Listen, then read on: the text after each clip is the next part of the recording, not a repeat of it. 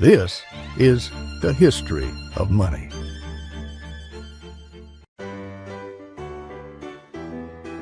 All right, folks, gather around because we're about to dive into the thrilling world of monetary unions. So, what's a monetary union?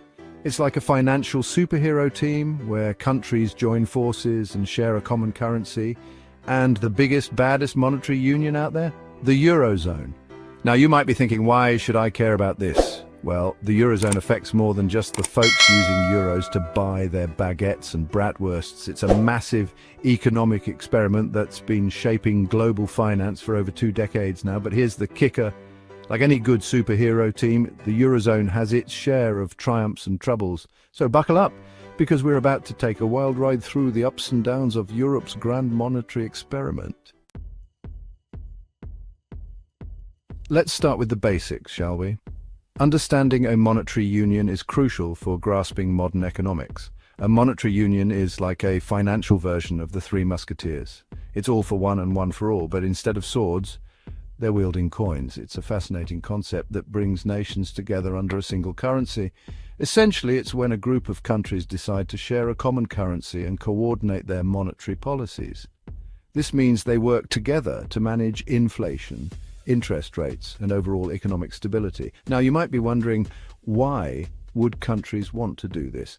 What are the benefits that make them give up some control over their own economies? Well, imagine if every time you crossed state lines in the US, you had to exchange your dollars for a different currency. It would be incredibly inconvenient and costly. Want to buy a cheesesteak in Philly? Better have some Pennsylvania pounds. This constant exchange would hinder travel and commerce. Heading to Vegas, time to exchange for some Nevada nuggets. The hassle would be endless and frustrating for both businesses and consumers. It would be a nightmare, right? That's essentially what Europe was dealing with before the euro.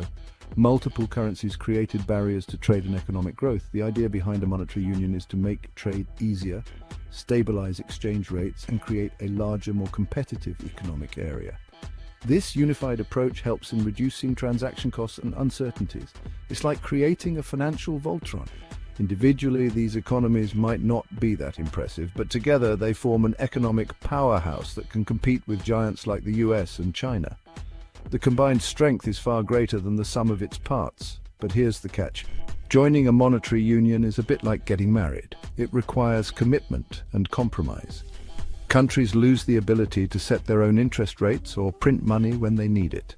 This loss of control can be challenging, especially during economic crises, but the benefits often outweigh the drawbacks.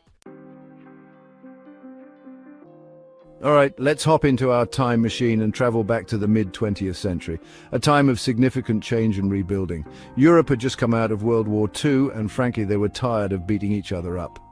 The continent was in ruins, and the people were yearning for peace and stability. Some bright sparks thought, hey, what if we tied our economies together so tightly that going to war would be like punching ourselves in the face? This idea was revolutionary and aimed at ensuring lasting peace, and thus the seeds of European economic integration were planted. This was the beginning of a new chapter in European history.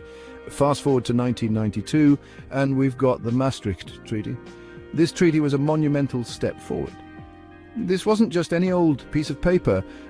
It was the birth certificate of the euro, a currency that would unify the continent economically. The treaty laid out the groundwork for the Economic and Monetary Union, EMU, setting the stage for the grand entrance of the euro. It was a bold vision for a united Europe. First, they introduced the euro as a virtual currency in 1999. This was a cautious first step. Finally, on January 1st, 2002, the euro made its physical debut. This was a historic moment. It was out with the Deutsche marks, French francs, and Italian liras, currencies that had been around for decades, and in with the shiny new euros. The change was both exciting and challenging. The euro had arrived, and whether Europe was ready or not, a new era had begun. This was the dawn of a new economic age for the continent. So what exactly were the bigwigs in Brussels hoping to achieve with this grand monetary experiment? Well, let me tell you, they had loftier goals than just making it easier for tourists to buy tacky souvenirs across Europe. The primary objectives of the Eurozone were all about stability and trade. First up on the agenda, price stability. The Eurozone aimed to keep inflation low and stable. By maintaining price stability, the Eurozone hoped to create an environment where businesses could plan for the future without worrying about sudden price spikes or crashes. Next on the hit list, boosting trade. By eliminating exchange rate fluctuations between member countries, the Eurozone aimed to grease the wheels of intra-European commerce. No more worrying about whether the French franc would suddenly skyrocket against the German mark, making your wine export business go belly up overnight.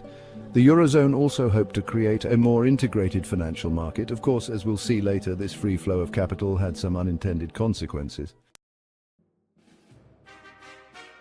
Section 5. Governing the Eurozone, ECB and Eurogroup. Now you might be wondering, who's in charge of this whole Euro shindig? Well, let me introduce you to the cool kids club of European finance, the European Central Bank, ECB, and the Eurogroup. These are the folks who get to decide things like interest rates and bailout packages. Let's start with the ECB. This Frankfurt-based institution is the Beyoncé of central banks, independent, powerful, and occasionally controversial.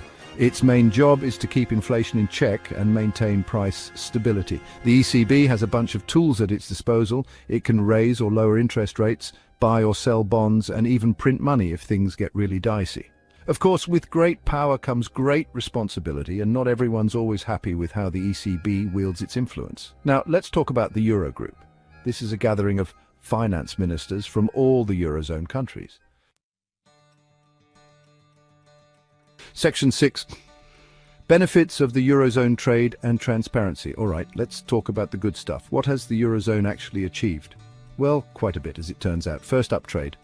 The Eurozone has been a boon for intra-European commerce. By eliminating exchange rate risks and reducing transaction costs, it's made it much easier for companies to do business across borders. No more worrying about whether the Greek drachma will suddenly tank against the Dutch guilder, making your olive oil import business go belly up. Then there's price transparency. With a single currency, it's much easier to compare prices across different countries. The euro has also become a major player on the global stage. Section 7. Challenges, economic imbalances and policy constraints. Now, I know what you're thinking. John, this all sounds great. Why isn't everyone jumping on the euro bandwagon? Well, hold on to your lederhosen because we're about to dive into the challenges. First up, economic imbalances. The Eurozone includes countries with vastly different economic structures and levels of competitiveness. Some countries, like Germany, have strong export-oriented economies, while others, like Greece, rely more on services and tourism. Then there's the loss of independent monetary policy. When countries join the Eurozone, they give up the ability to set their own interest rates or devalue their currency to boost competitiveness. Another major challenge is the lack of a unified fiscal policy. Lastly, there's the issue of moral hazard. Section 8, the Eurozone crisis, a perfect storm. All right, buckle up, because we're about to dive into the juiciest part of our Eurozone saga, the crisis that shook the continent. The Eurozone crisis, which kicked off in 2009, was a perfect storm of bad luck, bad decisions, and some fundamental flaws in the Eurozone structure.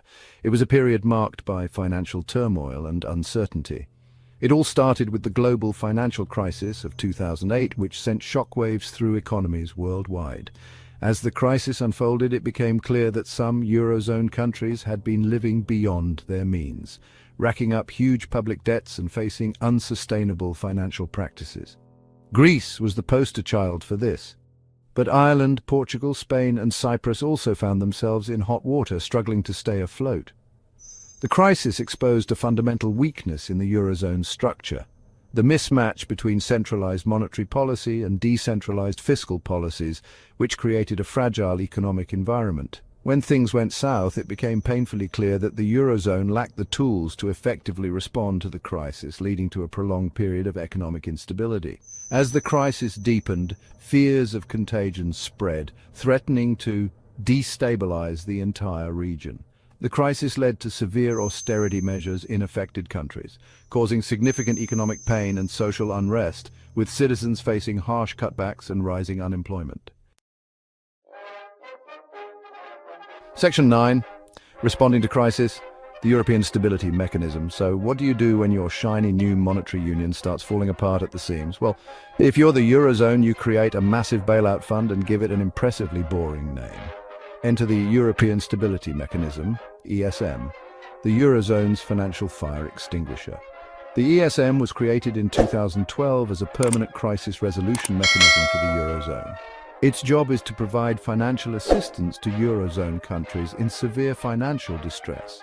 Think of it as a giant piggy bank with 500 billion euros in it, ready to be cracked open when a country finds itself in economic hot water.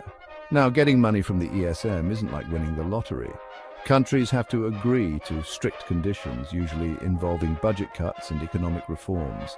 The creation of the ESM was a significant step in the evolution of the Eurozone. However, it also highlighted the ongoing tensions within the bloc.